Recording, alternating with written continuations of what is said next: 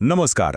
आज आपण मराठी व्याकरणातल्या एका अगदी बेसिक पण सगळ्यात महत्त्वाच्या गोष्टीबद्दल बोलणार आहोत आणि ती गोष्ट म्हणजे नाम. विचार करा, आपल्या आजूबाजूच्या प्रत्येक गोष्टीला आपण एका नावाने ओळखतो, बरोबर? चला, तर याच नावांच्या जगात जरा डोकावून पाहूया. कधी विचार केलाय का की आपल्या आजूबाजूला इतक्या सगळ्या गोष्टी आहेत, माणसं आहेत, जागा आहेत, आपण त्यांना ओळखतो तरी कसं? सोपं आहे. आपण त्यांना नावं देतो आणि बस. व्याकरणाच्या भाषेत याच नावांना नाम असं म्हटलं जातं. किती सोपं आहे नाही का? तर आज आपण काय काय बघणार आहोत? सगळ्यात आधी नाम म्हणजे नक्की काय ते समजून घेऊ. मग खास नावं आणि सामान्य नावं यातला फरक काय असतो ते पाहू. त्यानंतर आपल्या भावना आणि वेगवेगळ्या पदार्थांची नावं ओळखायला शिकू. आणि शेवटी एखाद्या ग्रुपला किंवा समूहाला काय म्हणतात तेही बघू.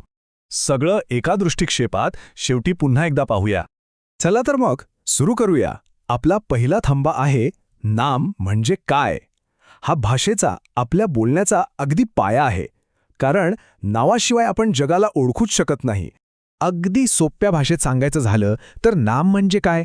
नाम म्हणजे असा शब्द जो कुठल्याही व्यक्तीला, वस्तूला, जागेला किंवा अगदी आपल्या मनातल्या एखाद्या गुणाला किंवा भावनेला ओळख देतो. थोडक्यात काय तर प्रत्येक गोष्टीला जे नाव दिलेलं असतं ते म्हणजे नाम. आता आपण नामांमधला एक महत्त्वाचा फरक समजून घेऊ. बघा, सगळी नावं काही सारखी नसतात. काही नावं एकदम स्पेशल, खास असतात, तर काही अगदी सामान्य. म्हणजे एखाद्या एका गोष्टीचं नाव आणि त्यासारख्या अनेक गोष्टींचं नाव यात काय फरक आहे ते आता बघूया. तर पहिला प्रकार आहे व्यक्तिवाचक नाम. नावावरूनच कळतंय नाही का? हे म्हणजे एखाद्या विशिष्ट, अगदी खास व्यक्तीला, जागेला किंवा वस्तूला दिलेलं नाव. हे नाव फक्त त्याच एका गोष्टीसाठी असतं, अगदी युनिक. उदाहरणार्थ, राम म्हटलं की आपल्या डोळ्यासमोर एक विशिष्ट मुलगा येतो. पुणे म्हटलं की एक ठराविक शहर आठवतं. आणि गंगा म्हटलं की एकच पवित्र नदी डोळ्यासमोर येते. ही सगळी आहेत व्यक्तिवाचक नामं, खास नावं. आता याच्या अगदी उलट आहे जातीवाचक नाम. हे नाव कुठल्याही एका विशिष्ट गोष्टीचं नसतं, नाही, तर ते एका संपूर्ण जातीचं किंवा गटाचं किंवा वर्गाचं नाव असतं. म्हणजे एक कॉमन नाव. जसं की मुलगा. आता मुलगा तर कोणीही असू शकतो, बरोबर? किंवा शहर म्हटलं की जगातलं कोणतंही शहर असू शकतं. नदी म्हटलं तरी ती कोणतीही नदी असू शकते. हे त्या संपूर्ण गटाला, त्या जातीला दिलेलं नाव आहे. हा फरक आणखी सोपा करून पाहू. जेव्हा आपण गंगा म्हणतो तेव्हा लगेच डोळ्यासमोर एकच नदी येते. पण जेव्हा आपण फक्त नदी म्हणतो तेव्हा ती जगातली कुठलीही नदी असू शकते. कळला का फरक? एक आहे खास नाव म्हणजे व्यक्तिवाचक आणि दुसरं आहे सामान्य नाव म्हणजे जातीवाचक. हाच तो महत्त्वाचा फरक आहे. ओके, तर आत्तापर्यंत आपण ज्यांना पाहू शकतो अशा गोष्टींबद्दल बोललो. पण अशाही काही गोष्टी आहेत ज्यांना आपण स्पर्श करू शकत नाही, पाहू शकत नाही, फक्त अनुभवू शकतो, बरोबर? आपल्या भावना किंवा मग वेगवेगळ्या वस्तू ज्या पदार्थांपासून बनतात त्यांची नावं. चला त्यांबद्दल बोलूया. यातला पहिला प्रकार आहे भाववाचक नाम. हे अशा गोष्टींचं नाव आहे ज्यांना आपण फक्त फील करू शकतो, अनुभवू शकतो.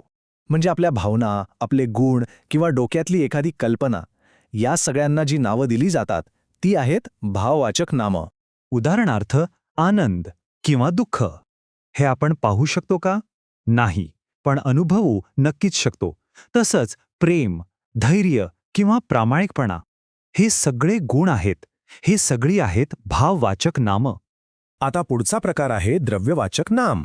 यातून आपल्याला कळतं की एखादी गोष्ट कोणत्या पदार्थापासून किंवा द्रव्यापासून बनली आहे. एक गंमत आहे, या गोष्टी आपण 1, 2, 3 अशा मोजू शकत नाही, पण त्यांचं वजन किंवा माप नक्कीच घेऊ शकतो. जसं की पाणी. आपण 1 पाणी 2 पाणी असं म्हणत नाही. दूध, सोनं, चांदी किंवा तेल ही सगळी द्रव्यवाचक किंवा पदार्थवाचक नामं आहेत. म्हणजे ती ज्या मूळ पदार्थांची बनलेली आहेत त्यांची नावं.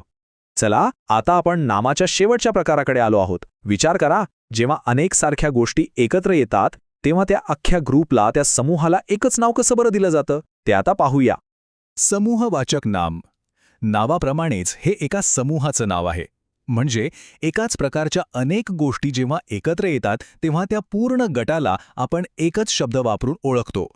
एका शब्दात अख्खा ग्रुप. जसं की अनेक विद्यार्थी एकत्र आले की काय तयार होतो? वर्ग. अनेक गुरे एकत्र असली की त्याला आपण कळप म्हणतो. आणि सैनिकांची काय असते? फौज किंवा सैन्य. पाहिलं, एकच शब्द आहे पण तो अख्ख्या समूहाला दाखवतो. बरं, तर आत्तापर्यंत आपण नामाचे वेगवेगळे प्रकार पाहिले. आता हे सगळे एकत्र आणूया आणि एका नजरेत पटकन रिवाईज करूया. म्हणजे काय होईल की या सगळ्या गोष्टी डोक्यात एकदम फिट्ट बसतील. तर बघा, थोडक्यात काय, नामाचे हे 5 मुख्य प्रकार. व्यक्तिवाचक म्हणजे खास नाव, उदाहरणार्थ राम किंवा भारत. जातीवाचक म्हणजे सामान्य नाव, जसं मुलगा किंवा शहर. भाववाचक म्हणजे आपल्या भावना किंवा गुण, जसं प्रेम आणि आनंद. द्रव्यवाचक म्हणजे पदार्थ, जसं की पाणी किंवा सोनं. आणि शेवटी समूहवाचक म्हणजे गटाचं नाव, जसं विद्यार्थ्यांचा वर्ग किंवा सैनिकांची फौज. आणि जाता जाता एक छोटासा विचार, समजा आनंद या शब्दाऐवजी आपण दुसरा कुठला तरी शब्द वापरला, तर त्या शब्दामागे असलेली भावना खरंच बदलेल का?